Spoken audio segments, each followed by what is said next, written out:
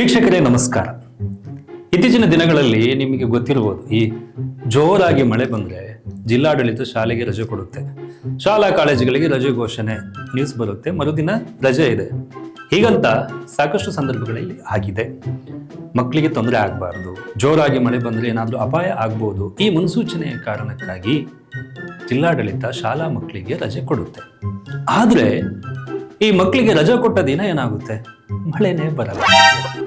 ತುಂಬಾ ಸಮಯದಲ್ಲಿ ಇತ್ತೀಚೆಗೆ ಪೋಷಕರಂತೂ ಇದನ್ನೇ ಮಾತಾಡ್ತಾ ಇರ್ತಾರೆ, ಮಕ್ಕಳಿಗೆ ರಜೆ ಕೊಟ್ರೆ ಮಳೆ ಬರಲ್ಲ, ಇದು 100% ಗ್ಯಾರಂಟಿ ಅನ್ನೋ ಥರ ಪೋಷಕರು ಮಾತಾಡ್ತಾ ಇದ್ದಾರೆ. ಸಾಮಾನ್ಯವಾಗಿ ಇದನ್ನ ಎಲ್ಲರೂ ಕೂಡ ಗಮನಿಸಿರ್ತೀರಿ.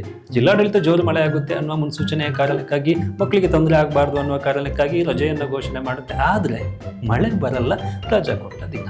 ಇತ್ತೀಚೆಗೆ ಈ ಪೋಷಕರು ಶಾಲಾ ಮಕ್ಕಳಿಗೆ ಏನಾದ್ರು ರಜೆ ಕೊಟ್ರೆ ಆ ದಿನ ಏನೋ ಒಂದು ಪ್ಲಾನ್ ಮಾಡಿಬಿಡ್ತಾರೆ. ಯಾಕಂದ್ರೆ ಮಳೆಯ ತೊಂದರೆ ಇಲ್ಲ ಅಂತಕ್ಕಂಥ ಗ್ಯಾರಂಟಿಯಲ್ಲಿ.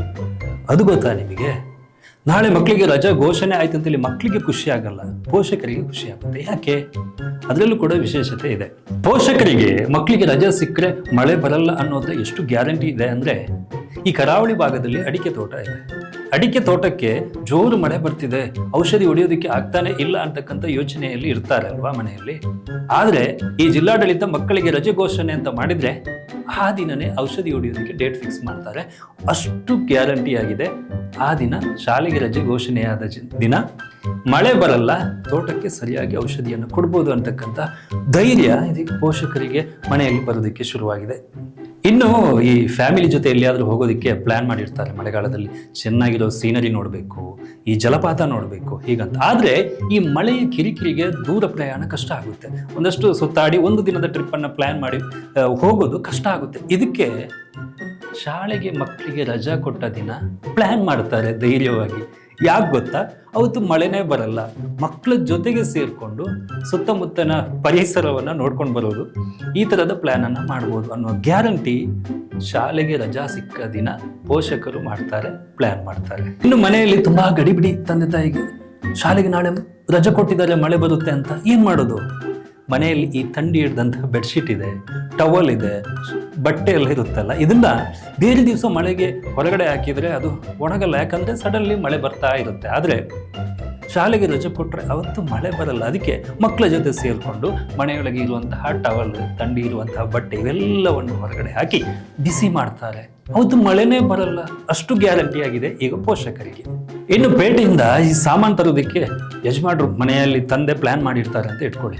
ಆದ್ರೆ ಈ ಚಿಕ್ಕ ಚಿಕ್ಕ ಗಾಡಿ ಇಟ್ಕೊಂಡು ಜೋರಾಗಿ ಮಳೆ ಬರ್ತಾ ಇದ್ರೆ, ಇವತ್ತು ಬೇಡ ಮಳೆ ಬರ್ತಿದೆ, ನಾಳೆ ಬೇಡ ಮಳೆ ಬರುತ್ತೆ ಹೀಗಂತ ಯೋಚನೆ ಮಾಡ್ತಾ ಇರ್ತಾರೆ. ಹೋಗೋದಿಕ್ಕೆ ಯಾಕಪ್ಪ ಮನಸ್ಸೇ ಬರಲ್ಲ. ಹೊರಗಡೆ ಮಳೆ ಬರ್ತಾ ಇದ್ರೆ ಹೊರಗಡೆ ಸುತ್ತಾಡೋದು ಸ್ವಲ್ಪ ಕಷ್ಟ ಆಗುತ್ತೆ. ಆದ್ರೆ ಮಕ್ಕಳಿಗೆ ನಾಳೆ ರಜೆ ಇದೆ ಅಂತ ಗೊತ್ತಾದ್ರೆ ಮರುದಿನನೇ ತಂದೆ ಪ್ಲಾನ್ ಮಾಡ್ತಾರೆ, ಪೇಟೆಗೆ ಹೋಗಿ ಸಾಮಾನು ತರ್ತಾರೆ. ಇದು ಅಷ್ಟು ಗ್ಯಾರಂಟಿ ಆಗ್ಬಿಟ್ಟಿದೆ. ಈಗ ರಜೆ ಕೊಟ್ರೆ ಮಳೆ ಬರಲ್ಲ. ಅಲ್ಲ, ಈ ವರುಣ ದೇವ ಶಾಲಾ ಮಕ್ಕಳಿಗೆ ರಜೆ ಕೊಟ್ಟ ದಿನ ಬರದೇ ಇರೋದಕ್ಕೆ ಏನಾದ್ರೂ ಕಾರಣ ಇದೆಯಾ? ಮಕ್ಕಳ ಜೊತೆ ಏನಾದ್ರೂ ಫಿಕ್ಸಿಂಗ್ ಇದೆಯಾ? ಇದೆ. ಮಕ್ಕಳ ಜೊತೆ ಫಿಕ್ಸಿಂಗ್ ಇರೋ ಕಾರಣಕ್ಕೇನೆ ವರುಣ ದೇವ ಶಾಲಾ ಮಕ್ಕಳಿಗೆ ರಜೆ ಕೊಟ್ಟ ದಿನ ಬರೋದೇ ಇಲ್ಲ. ಅದೇನು ಫಿಕ್ಸಿಂಗ್ ಗೊತ್ತಾ? ಮಕ್ಕಳಿಗೆ ಸಾಮಾನ್ಯವಾಗಿ ಒಂದು ಆದಿತ್ಯವಾರ ದಿನ ರಜೆ ಇರುತ್ತೆ. ಆದ್ರೆ ಸಡನ್ಲಿ ಈ ವಾರದ ದಿನದಲ್ಲಿ ಮಳೆಯ ಕಾರಣಕ್ಕೆ ಒಂದು ರಜೆ ಸಿಕ್ಕರೆ ತಂದೆ ತಾಯಿ ಜೊತೆ ಹೊರಗಡೆ ತಂದೆ ತಾಯಿ ಕೆಲಸ ಮಾಡ್ತಾ ಇರ್ತಾರಲ್ಲ, ಮಕ್ಕಳು ಕೂಡ ಅವ್ರ ಜೊತೆ ಕೆಲಸ ಮಾಡ್ಲಿ. ಆ ಮೂಲಕ ಪ್ರತಿದಿನ ಏನು ಪಾಠ ಓದೋದು, ಈ ಮಕ್ಕಳು ಶಾಲೆಗೆ ಹೋಗ್ತಾರೆ, ಪಾಠ ಹೋಗ್ತಾರೆ, ಪುಸ್ತಕ ತೆಗಿತಾರೆ, ಓದ್ತಾರೆ. ಅದರ ಜೊತೆಗೆ ಪಠ್ಯೇತರ ಚಟುವಟಿಕೆ ಮಕ್ಕಳು ಕಲೀಲಿ ಅನ್ನುವ ಕಾರಣಕ್ಕೆ ಮಳೆರಾಯ ಅವತ್ತು ತಾನೇ ರಜಾ ತೆಕ್ಕೊಂಡು ತಂದೆ ತಾಯಿ ಜೊತೆ ಮಕ್ಕಳು ಪಠ್ಯೇತರ ಚಟುವಟಿಕೆಯನ್ನ ಮಾಡೋದಕ್ಕೆ ಸೈಲೆಂಟ್ ಆಗಿ ತಾನೇ ರಜೆ ತಗೋತಾನೆ. ವಾರದ ರಜೆ ಸಂಡೆಯಲ್ಲಿ ಮಕ್ಕಳಿಗೆ ಏನ್ ಮಾಡಕ್ಕಾಗುತ್ತೆ?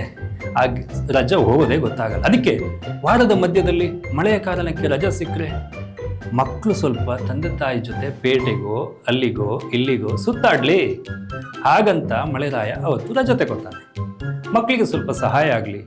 ವಾರದ ರಜೆಯಲ್ಲಿ ಏನು ಮಾಡೋಕ್ಕಾಗಲ್ಲ. ಆಮೇಲೆ ಪ್ರತಿದಿನ ಇರುತ್ತಲ್ಲ ಆಚೆ ಈಚೆ ಓಡಾಡೋದು, ಅದಿದೆಲ್ಲ ಆಗಲ್ಲ. ಅದಕ್ಕೆ ರಜಾ ಕೊಟ್ಟ ದಿನನೇ ಮಳೆರಾಯ ರಜಾ ತಗೋತಾನೆ.